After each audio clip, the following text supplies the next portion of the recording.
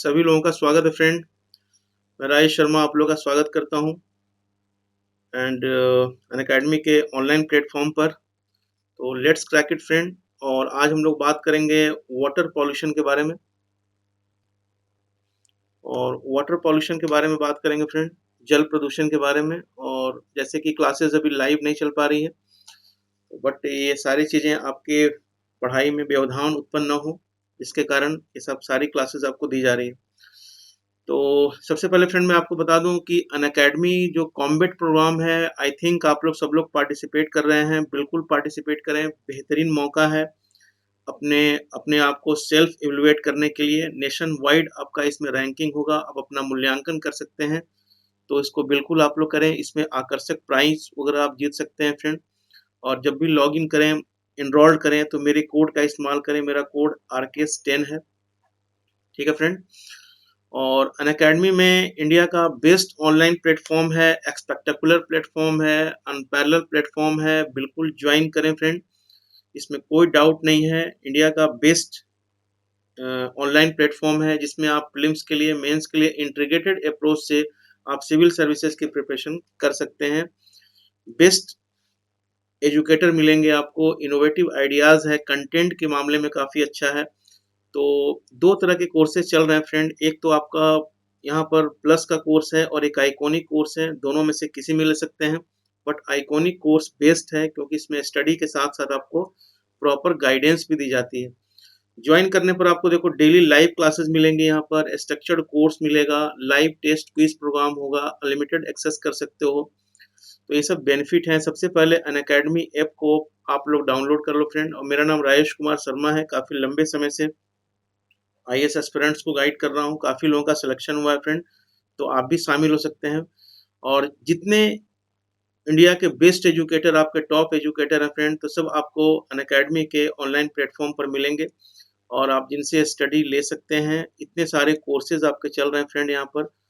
और अगर फ़ी देखते हैं, आपका प्लस की जो फ़ी आपकी है 1 ईयर की, 2 ईयर की एंड 3 ईयर्स की, तो इसमें मेरे कोड का इस्तेमाल करें, इसमें आपको 10% डिस्काउंट मिल जाएगा, ठीक है ना।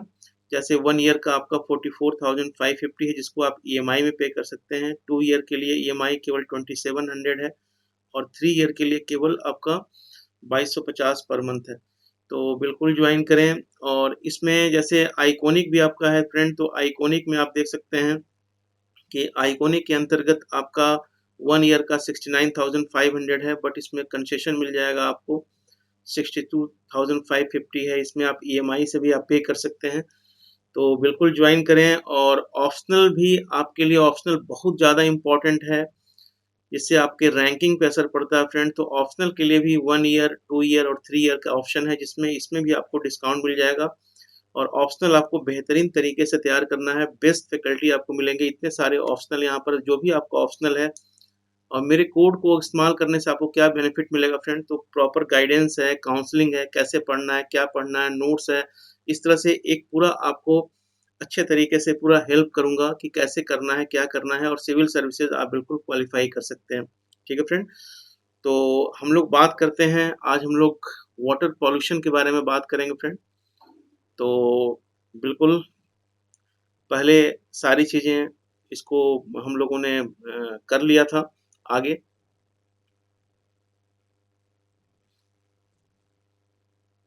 तो आज हम लोग बात करेंगे वाटर पॉल्यूशन के बारे में।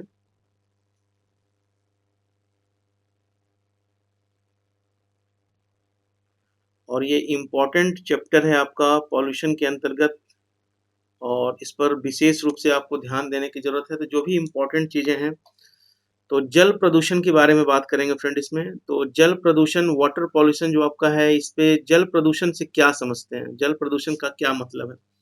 तो जल प्रदूषण का जो तात्पर्य है, जल प्रदूषण का जो अवधारणा है, इसमें जल में जो विषाक्त तत्वों का समावेश होना, जो अनवांटेड मटेरियल्स हैं, ठीक है, जल के भौतिक, रासायनिक तथा जैविक गुणों में अवांछनीय, अनवांटेड चेंज होना, इसको हम लोग क्या बोलते हैं, ठीक है, इसको हम लोग बोलते हैं वाटर पॉल्यूशन। इसका मतलब क्या है कि वाटर की जो क्वालिटी है, वो क्वालिटी कम हो जाती है, ठीक है। तो जो उसमें विषाक्त तत्व मिल रहे हैं वाटर में, जिसके कारण भौतिक और रासायनिक और जैविक गुणों में परिवर्तन हो रहा है, जल की क्वालिटी खराब हो रही है, तो वाटर की क्वालिटी खराब हो रही है, उसको हम लोग क्या बोलते हैं फ्रेंड, वाटर पॉल्यूशन बोलते हैं और हिंदी में जल प्रदूषण बोलते हैं। ठीक है, क्लियर है यहाँ पर। और प्रकृति में करीब-करीब उपलब्ध कुल जल का 97% भाग जो है आपका ओशन एरिया में है, सागरीय क्षेत्र में है। ठीक है? मतलब जो आप 100% जो वाटर है उसका 97% जो आपका भाग देख रहे हैं कुल जल का, वाटर का, प्रकृति में उपलब्ध कुल जल का 97% भाग जो है वो आपका सागरीय क्षेत्र में है और केवल 3%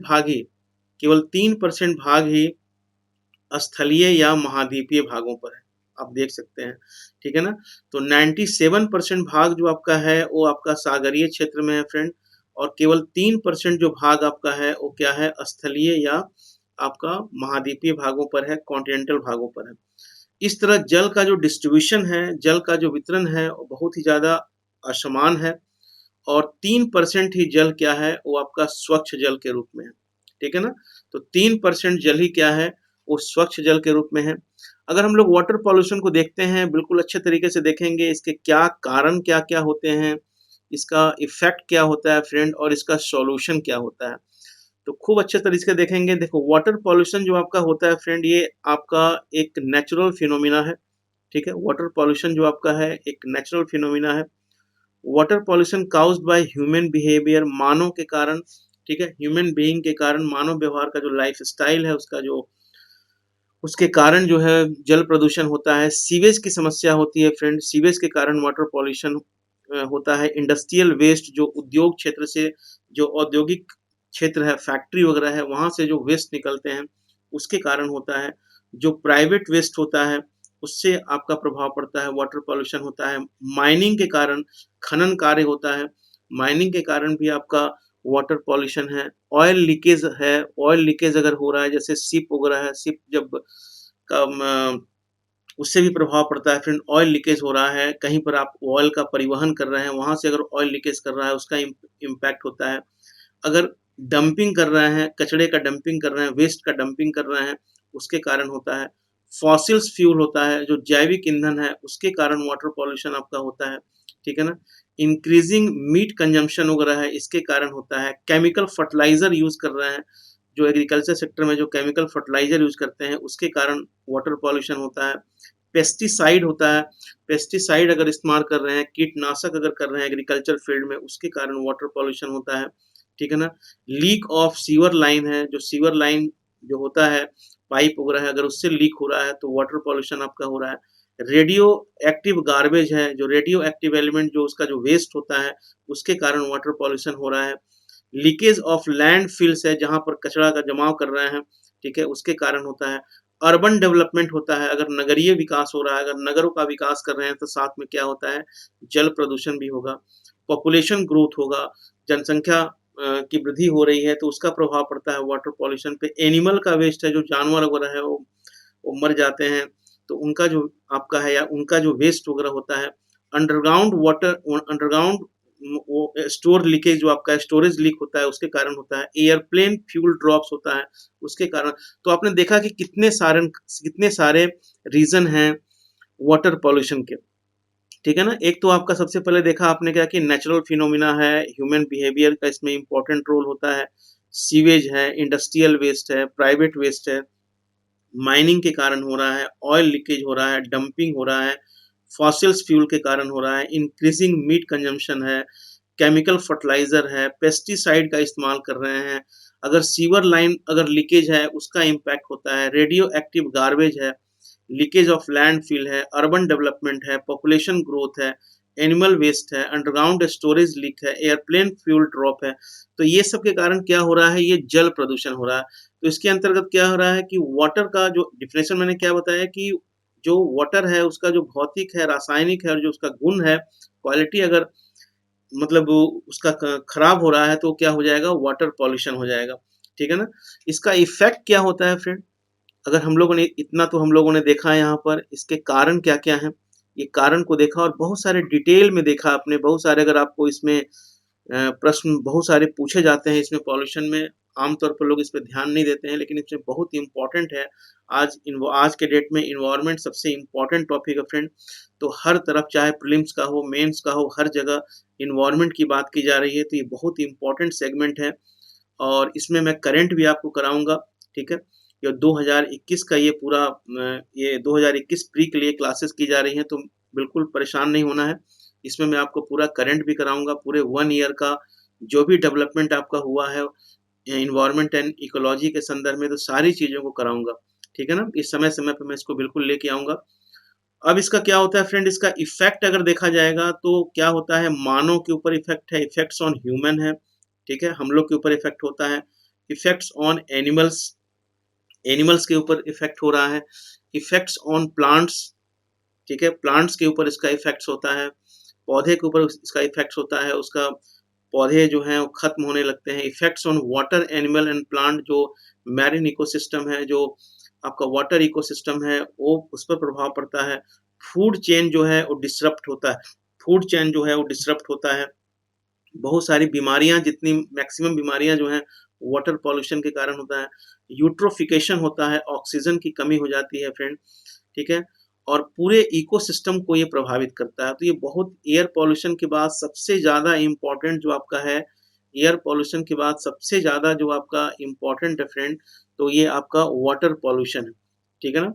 तो यहाँ पर आपने देखा, एक तो देखा कारण क्या है, उसके बाद हम लोगों ने क्या देखा, इसमें इसका प्रभाव क्या है, ठीक है ना, क्लियर हो रहा है। उसके बाद इसमें सॉल्यूशन क्या है, समाधान क्या है, ठीक है ना, समाधान क्या होगा इसका, सॉल्यूशन क्या है। तो इसके अंतर्गत जिस तरह से responsible use of fertiliser and pesticide, मतलब जो कीटनाशक हैं और जो फर्टिलाइजर हैं, जो उर्वरक हैं, इनका जिम्मेदारी के साथ इसका उपयोग किया जाए, ठीक है। Discourage firm from disposing their trash in river, lakes and ocean of, मतलब कहने का अर्थ है कि जो आप जो डिस्पोज कर रहे हैं रिवर में, लेक में, ओशन में, इसको खत्म करना, ठीक है। Replace fossils fuel by renewable energy resources, जो परंपरागत ऊर्जा स्रोत है, जिस तरह से फॉसिल्स फ्यूल है, कोयला है, तेल है, ये सब जो चीज़ें हैं, जो फॉसिल्स फ्यूल हैं, इसको रिप्लेस किया जाए गैर परंपरागत ऊर्जा स्रोत से, जैसे पवन ऊर्जा है, सौर ऊर्जा है, ठीक है, ज्वारीय ऊर्जा है। तो इन सब चीज़ों से इसको रिप्लेस किया जाए, ठीक है।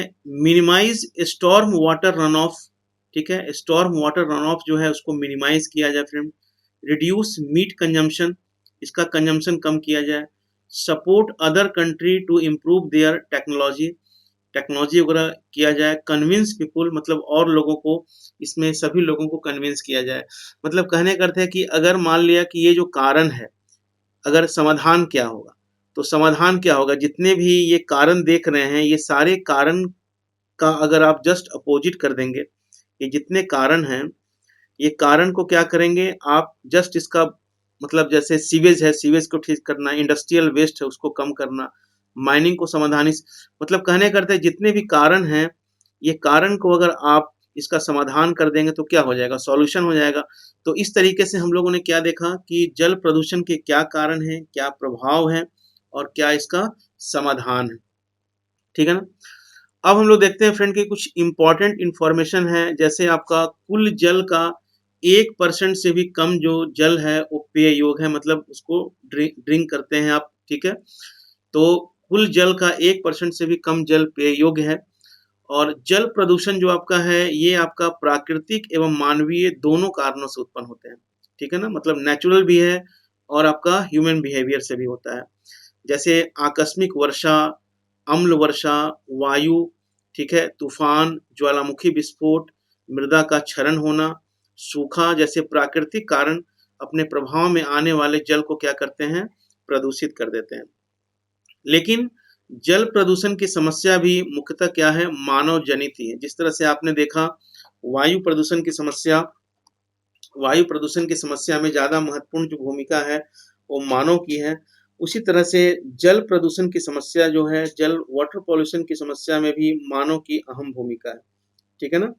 तो यहाँ पर हम लोगों ने देखा फ्रेंड। आगे देखते हैं कि मानवीय गतिविधियां जो आपकी है, जो ह्यूमन एक्टिविटीज हैं, मानवीय गतिविधियां जल प्रदूषण की समस्या को कई तरह से उत्पन्न करती हैं। ये प्रश्न भी पूछा गया है कितनी बार फ्रेंड। तो जैसे घरेलू जो डोमेस्टिक वेस्ट होता है, घरेलू अपशिष्ट पदार्थों का जल में मिलना, जो डोमेस्टिक वेस्ट होता है, जो कूड़ा कचरा निकाला जाता है, तो घरेलू अपशिष्ट पदार्थों का जल में मिलना, औद्योगिक कचरा एवं जो इंडस्ट्रियल वेस्ट है और कचरा है अपशिष्ट का जल में मिलना, ठीक है। तो ये आपका डोमेस्टिक वेस्ट हो गया। दूसरा क्या हो गया आपका इंडस्ट्रियल वेस्ट हो गया। तीसरा अगर देखेंगे तो जो पेस्टिसाइड है, उर्वरक का जो प्रयोग कर रहे हैं उसके कारण हो रहा है। रसायन का उद्योगों जो रसायनों का उद्योग से जल में मिलना, जो केमिकल फैक्ट्रीज हैं तो उससे जो वेस्ट निकल रहा है, ठीक है। समुद्र में परमाणु विस्फोट करना, इससे वाटर पॉल्यूशन हो रहा है। जो जल पोतों से तेल का रिसाव करना, जो बड़े बड़े शिप जो चलते हैं समुद्र में उससे जो ऑयल निकलता है, ऑयल ऑयल स्पिल बोलते हैं उसको, तो उसके कारण भी आपका वाटर पॉल्यूशन आपका होता है फ्रेंड। और जो इंडस्ट्रियल वेस्ट है उसके कारण आपका हो रहा है। जो ताप विद्युत संयंत्र होते हैं जहाँ पर थर्मल मतलब जहाँ पे इलेक्ट्रिसिटी आप बनाते हैं उसके कारण भी आपका होता है। जो जीवाश्म ऊर्जा के कचरा से भी जल प्रदूषित होता है। तो ये मेन जो रीज़न है ये ह्यूमन बिहेवियर के कारण जो है आपका वाटर पॉल्यूशन हो रहा है फ्रेंड। और कुछ और इंफॉर्मेशन अगर हम लोग देखते हैं कि जैसे भारत जैसे देश में 80% जो डिजीज़ हैं, ठीक है? तो भारत जैसे देश में करीब 80% जो बीमारियां हैं वो अशुद्ध जल के सेवन से उत्पन्न होती है, ठीक है। तो 80% बीमारियां जो हैं ये अशुद्ध जल के सेवन से होती है। और नीरी एक संस्थान है फ्रेंड यहाँ पर इंडिया में। तो नीरी वैज्ञानिकों के अनुसार जो है भारत में उपलब्ध जल संसाधन का 70% भाग प्रदूषित है। आप सोच सकते हो, ठीक है। भारत में जो वाटर है उसका 70% भाग जो है वो प्रदूषित है। तो एक बहुत इम्पोर्टेंट इंफॉर्मेशन है और बड़ा ही भयावह है कि और भारत में सबसे अधिक मौतें जो हैं वो आपका कम्युनिकेबल डिजीज के कारण होता है, संक्रामक रोगों के कारण होता है। और इसके फैलने का प्रमुख कारण जो है वो आपका वाटर पॉल्यूशन ही होता है, प्रदूषित जल ही होता है।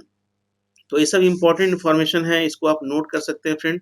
और सारे पीडीएफ वगैरह जो है आपको अवेलेबल करा दिया जाएगा। यहाँ पर मैंने आपको बताया हुआ है, पहले भी बताया मैंने, ठीक है ना, कि काउज ऑफ वाटर पॉल्यूशन में तो ऑयल स्पिल आपका, सेप्टिक टैंक जो बनाते हैं, ठीक है, एनिमल डंग, इंटेंसिव फार्मिंग के कारण, पेस्टिसाइड के इस्तेमाल के कारण वाटर टेबल नीचे चला जाता है, इंडस्ट्रियल वेस्ट के कारण, हाउस होल्ड वेस्ट के कारण, वेस्ट वाटर के कारण, न्यूक्लियर वेस्ट के कारण, ऑयल पॉल्यूशन के कारण।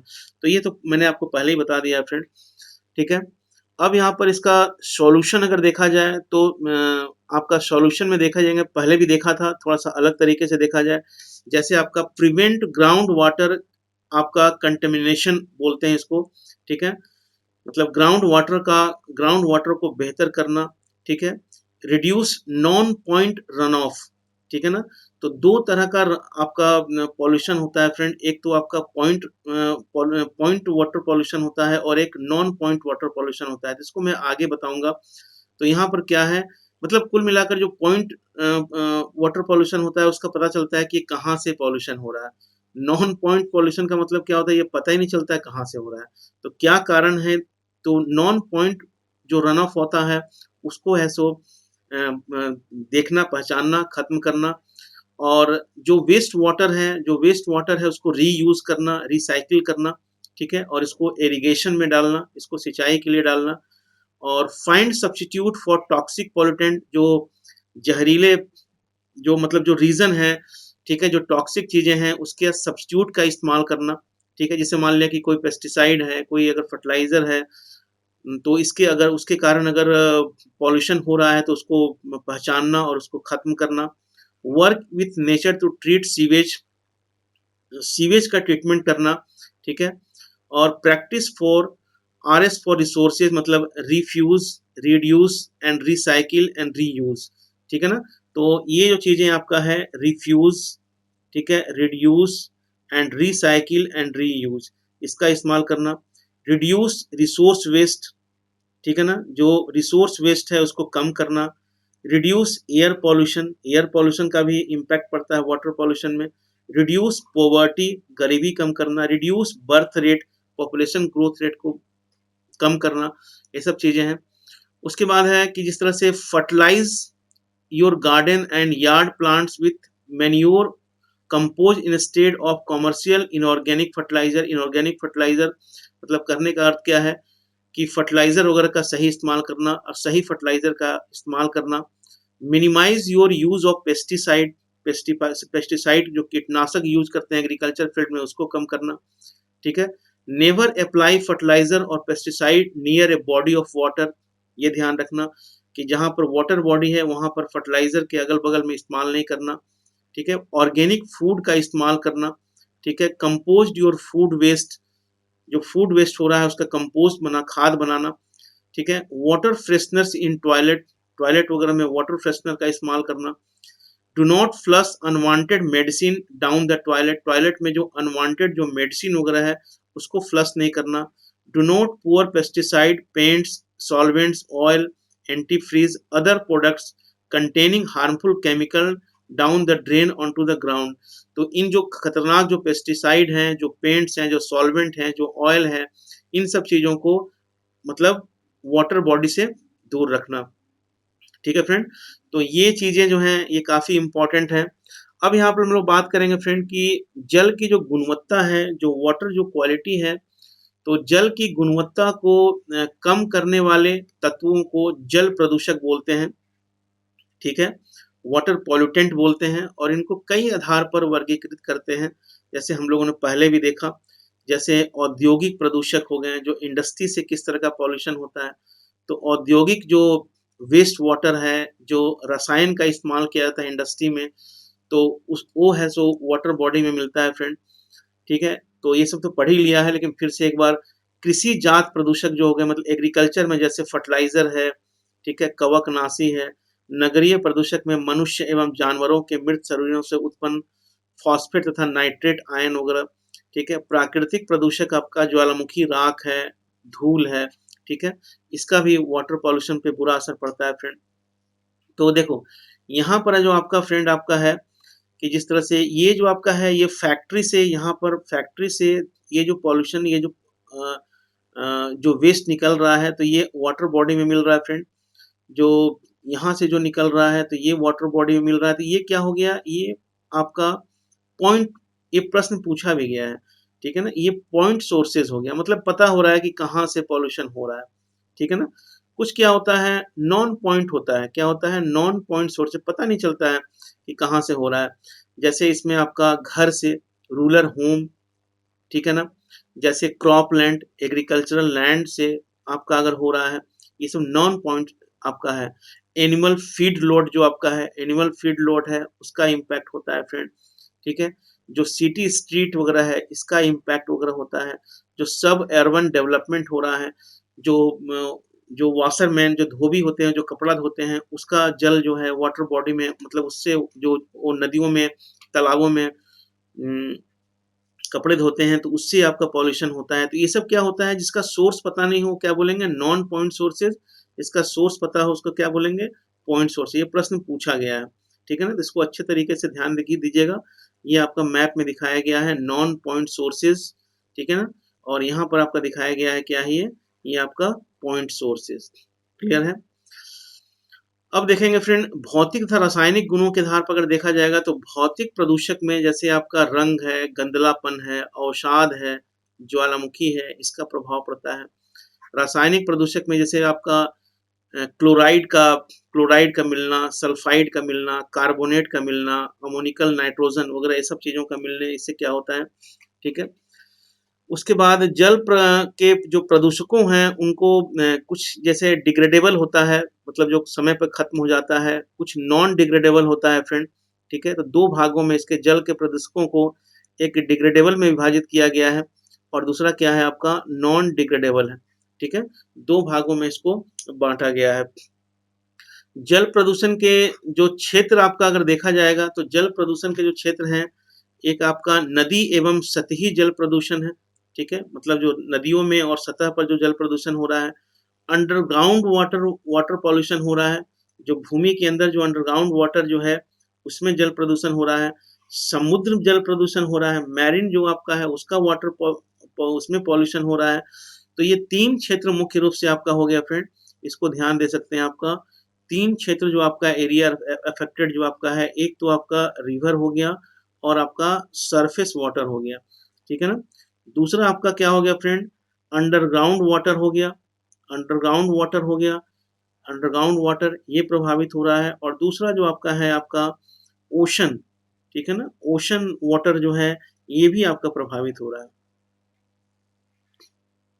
तो ये area affected by water pollution में ये मुख्य रूप से ये 3 एरिया जो आपके हैं वो आपके प्रभावित होते हैं, ठीक है।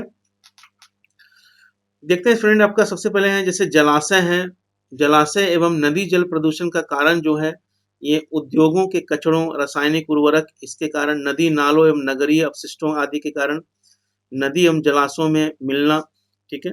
और विभिन्न प्रदूषण तत्व जल के द्वारा भूमि के अंदर चले जाते हैं, इससे क्या होता है, लैंड पॉल्यूशन भी शुरू हो जाता है, ठीक है ना। लैंड पॉल्यूशन भी हो रहा है, उसके बाद अंडरग्राउंड वाटर पॉल्यूशन भी हो रहा है।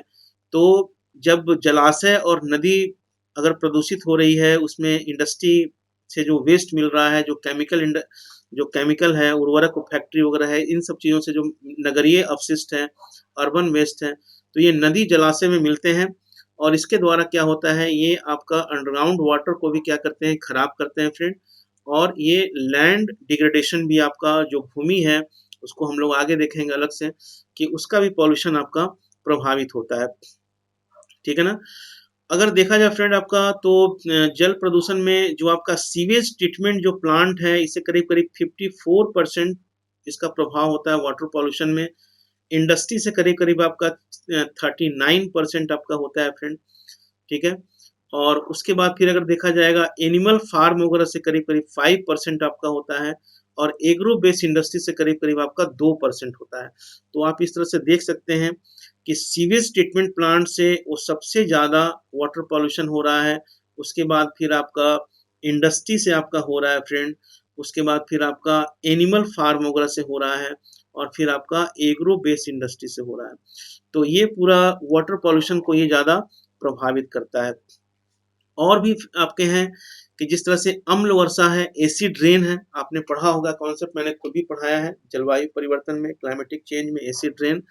अम्ल वर्षा जो है ये वायु प्रदूषण का ही क्या है, दुष्परिणाम, ठीक है ना। एयर पॉल्यूशन का दुष्परिणाम है। नदी, जलाशय तथा भूमिगत जल को भी ये प्रदूषित करता है, आपका एसिड रेन। और एग्रीकल्चर क्षेत्र में जब आप केमिकल्स वगैरह का प्रयोग कर रहे हैं, तो यह जल के साथ क्या है, ये बादलों के माध्यम से नदियों एवं झीलों में भी पहुंच जाती है, ठीक है ना। क्योंकि एयर पॉल्यूशन हो रहा है, ज़्यादा इस तरह के गैसेज वगैरह, सल्फर डाइऑक्साइड वगैरह का ज़्यादा इस्तेमाल करेंगे, ज़्यादा ग्रीन हाउस इफेक्ट होगा, तो क्या होगा, एसिड रेन होगा। और जब एसिड रेन होगा तो ये वर्षा का जल क्या होगा, स्थल है, जल है, जितने भी वाटर बॉडीज हैं, ये सब में क्या करेगा, ये बिल्कुल मिल जाएगा। इससे आपका वाटर पॉल्यूशन भी होगा, ठीक है ना। और जैसे आपका सीसा है, पारा है, कैडमियम है, जस्ता है, एस्बेस्टस के जो फाइबर्स वगैरह हैं, ये किसी न किसी रूप में नदी जल में प्रवेश कर जाते हैं। तो ये आपका पूरा इससे क्या हो रहा है, आपका इससे पूरा आपका इम्पैक्ट हो रहा है फ्रेंड। तो इसको आप देख सकते हैं, ठीक है फ्रेंड। तो आगे हम लोग देखते हैं फ्रेंड इसमें आपका कि जो न्यूक्लियर जो आपका प्लांट है, जो नाभिकीय संयंत्र है, ठीक है, जिससे हम लोग इलेक्ट्रिसिटी जनरेट करते हैं। तो नाभिकीय संयंत्रों एवं खनन वगैरह, जहाँ पे खनन किया जाता है, जहाँ पर माइनिंग किया जाता है आपका रेडियो एक्टिव एलिमेंट्स वगैरह का, तो रेडियो सक्रिय तत्वों भी क्या कहते हैं, वायुमंडल में प्रवेश कर जाते हैं और फिर वर्षा के साथ क्या आते हैं, नीचे आते हैं, ठीक है ना। फिर मैंने आपको बताया है यहाँ पर ये प्रश्न पूछा जाता है कि नॉन पॉइंट सोर्सेस क्या होता है, ठीक है। तो इसको क्या होता है, difficult to identify and control, ठीक है ना। और ये ब्रॉड एंड डिफ्यूज एरिया होता है and expensive to clean up. And example में आप इसको मैंने बता ही दिया आपको फ्रेंड। और पॉइंट सोर्सेस क्या होता है, ये स्पेसिफिक प्लेस में होता है। इसको आइडेंटिफाई कर सकते हैं, इसको मॉनिटर कर सकते हैं, रेगुलेट कर सकते हैं फ्रेंड। बट तो ये ध्यान रखिएगा पॉइंट और नॉन पॉइंट रिसोर्सेज में। नदी प्रदूषण को आपको 2 वर्गों में रखते हैं फ्रेंड, मैंने वैसा बताया, जैसे पॉइंट सोर्स और आपका नॉन पॉइंट सोर्स, मैंने आपको इसको क्लियर करके बता ही दिया। और औद्योगिक एवं नगरीय क्षेत्र से जो गुजरने वाली नदी में इन क्षेत्रों में प्रदूषणकारी तत्वों के प्रवेश से जल प्रदूषण को क्या बोलते हैं? पॉइंट पॉल्यूशन बोलते हैं। मतलब जहाँ से जो इंडस्ट्रियल एरिया है, जो अर्बन एरिया है, वहाँ से जो नदियाँ गुजर रही हैं और वहाँ पर जो प्रदूषणकारी तत्व जो मिल रहे हैं, ठीक है? एक जिसको आइडेंटिफ़ाई किया जा सकता है, उसको क्या बोलेंगे? पॉइंट पॉल्यूशन बोलेंगे फ्रेंड, ठीक है? जबकि एग्रीकल्चर क्षेत्र है, एग्रीकल्चर क्षेत्र में कृषि कार्यों के जो प्रतिकूल प्रभाव से कीटनाशक, फर्टिलाइज़र जो इस्तेमाल कर रहे हैं, उसको हम लोग क्या बोलेंगे? नॉन पॉइंट, ठीक है? सोर्स बोलेंगे, ठीक है? और जल के अगर नदियों का प्रदूषण के आधार पर अगर हम इसका रैंकिंग करेंगे, अगर श्रेणीबद्ध करेंगे, तो जल को उपयोग की दृष्टि से 5 वर्गों में विभाजित किए गए हैं, ठीक है ना? तो जल को उपयोग की दृष्टि से 5 वर्गों में विभाजित किए गए हैं। जैसे भारत की 12 बृहद नदियाँ जल प्रदूषण की शिकार है, जैसे मान लिया गंगा है, यमुना है, गोदावरी है, कृष्णा है, कावेरी है, दामोदर है, स्वर्ण रेखा है, गोमती जैसी ये सब जो नदियाँ जो हैं ये आपकी प्रदूषित हैं। सभी लोगों को समझ में आ रहा भाई?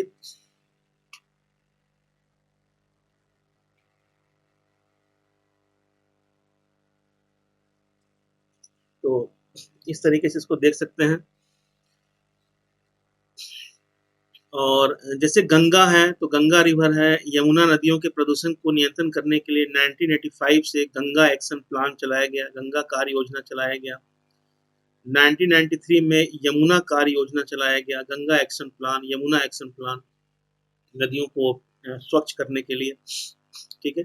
यहाँ पर कुछ कैटेगरी बनाया गया फ्रेंड, ठीक है? ये भी इम्पोर्टेंट है। जैसे आपका कैटेगरी ए, इसमें क्या है कि ये पीने के लिए ये उपयुक्त पानी है। कैटेगरी बी, इसमें स्नान, तैराकी और रिक्रिएशन के लिए, मनोरंजन के लिए उपयुक्त पानी होता है।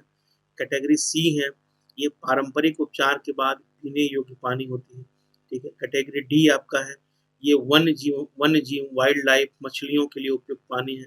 और कैटेगरी ई में क्या है? इरिगेशन के लिए, औद्योगिक क्षेत्रों में इस्तेमाल करना, कूलिंग करना, ठीक है? स्टील इंडस्ट्री इंडस्ट्री में यूज करना, अपशिष्ट निपटान है तो क्या होता है? उपयुक्त पानी होता है। तो ये 5 बनाया गया है, इसको ध्यान रखिएगा। कैटेगरी ए है, ठीक है? कैटेगरी ए है, कैटेगरी बी है, कैटेगरी सी है, कैटेगरी डी है और क्या है? कैटेगरी ई है। तो ये इम्पोर्टेंट है, इसको ध्यान में रखना है आपको, ठीक है ना? और करंट वाली क्लास भी जल्दी लेके आएंगे फिर। और नदियों का प्रदूषण के आधार पर अगर इसको श्रेणीबद्ध किया जाएगा, नदियों का प्रदूषण के आधार पर, तो जैसे वर्तमान सरकार ने नमामि गंगा योजना की शुरुआत किया और इसका उद्देश्य क्या है? गंगा को स्वच्छ बनाना, ठीक है? और भी काफ़ी डेवलपमेंट किया गया है।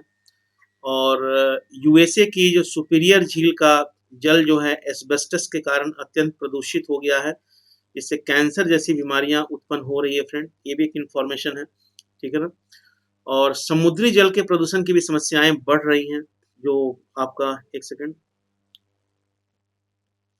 तो समुद्री जल जो ओशन वाटर है, इसके प्रदूषण की भी समस्याएं जो हैं वो बढ़ रही हैं।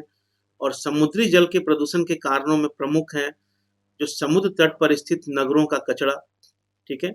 जो समुद्र के किनारे जो कोस्टल सिटी हैं, कोस्टल शहर हैं, उनका जो वेस्ट है, ठीक है? और उद्योगों एवं कल कारखानों का कचरा जो इंडस्ट्री है, इंडस्ट्रियल वेस्ट है। नदियों द्वारा लाया गया कचरा, नदियों नदियों के द्वारा जो, क्योंकि इसमें डंप करते हैं, तो नदियाँ जो हैं, नदियाँ का जो मेन ड्रेन कहाँ करती है, ठीक है? वो मेनली जो है वो समुद्र में, उसका आधार तल है तो समुद्र में ही जाती हैं। महानगरों में जलयानों एवं तेल वाहक जलयानों से तेल का रिसाव होना, जिसको ऑयल स्पिल बोलते हैं, ठीक है? समुद्री नाभिकीय विस्फोट करना, समुद्र में तेल खनन का कार्य करना, मिलिट्री एक्टिविटीज करना, सैन्य गतिविधियां करना, आर्थिक गतिविधियां, इकोनॉमिक एक्टिविटीज, मिसाइल परीक्षण, तो कितने सारे हैं आप देख सकते हैं। तो मैरिन जो पॉल्यूशन है, जो ओशन पॉल्यूशन है, तो उसके बहुत सारे कारण हैं, ठीक है?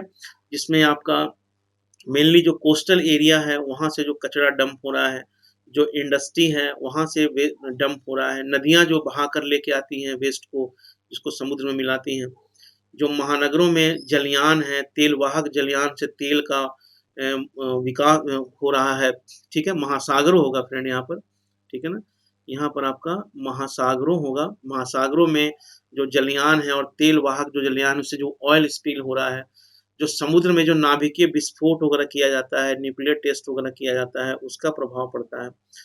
समुद्र में जो तेल खनन होता है, ठीक है, जो तेल खनन कार्य है उसका है, सैन्य गतिविधियां हैं, जो आर्थिक गतिविधियां किया जा रहा है, ठीक है, और क्लाइमेटिक चेंज का तो भी असर पड़ता है फ्रेंड, ठीक है। मिसाइल परीक्षण वगैरह हो रहा है, तो क्योंकि क्लाइमेटिक चेंज का भी असर पड़ता है, क्योंकि क्लाइमेटिक चेंज से क्या होता है कि ओशन का टेम्परेचर बढ़ता है, उसके इकोसिस्टम पे इम्पैक्ट होता है, ऑक्सीजन की कमी होती है, बहुत सारे इसके इम्पैक्ट होते हैं, ठीक है ना। तो इसके परिणाम अगर देखे जाएंगे तो परिणाम तो हम लोगों ने पहले ही देखे हैं, लेकिन थोड़ा यहाँ अलग तरीके से देख लिया जाए। जल प्रदूषण के विभिन्न परिणाम हैं, क्या इसका इम्पैक्ट होता है। तो ये जो पृथ्वी बना हुआ है फ्रेंड, तो ये पृथ्वी बना हुआ है तो क्या है, मानव और जीव जंतुओं के द्वारा ही बना हुआ है, प्लांट्स एनिमल्स का ही क्या है, किंगडम है।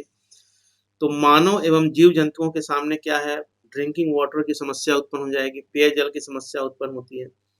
कृषि के लिए प्रदूषित जल का उपयोग जो है वो फसलों को प्रभावित करती है, क्रॉप पैटर्न को प्रभावित करती है, क्रॉप के प्रोडक्शन को प्रभावित करती है, ठीक है। जो मैरीन इकोसिस्टम है, जो जलीय पारिस्थितिकी तंत्र है, वहाँ पर प्लांट्स एनिमल पर क्या होता है, इस पर गलत मतलब खराब इम्पैक्ट पड़ता है, और इकोसिस्टम क्या होता है फ्रेंड, प्रभावित होता है। तो मतलब मानव पर प्रभाव पड़ रहा है, जो प्लांट्स हैं एनिमल्स पे प्रभाव पड़ रहा है फ्रेंड, और मानव और जीव जंतु जो हैं उनके सामने क्या है, पेयजल की समस्या उत्पन्न हो रही है, ठीक है। क्रॉप पैटर्न प्रभावित हो रहा है, जो मैरीन इकोसिस्टम है वो आपका प्रभावित हो रहा है, ठीक है। और प्रदूषित जल जो आपका है, पॉल्यूटेंट वाटर जो आपका फ्रेंड, ये क्या करता है, भूमि को भी प्रदूषित कर देता है। क्या करता है, ये जो लैंड है उसको भी प्रदूषित करता है, भूमि को भी प्रदूषित कर देता है।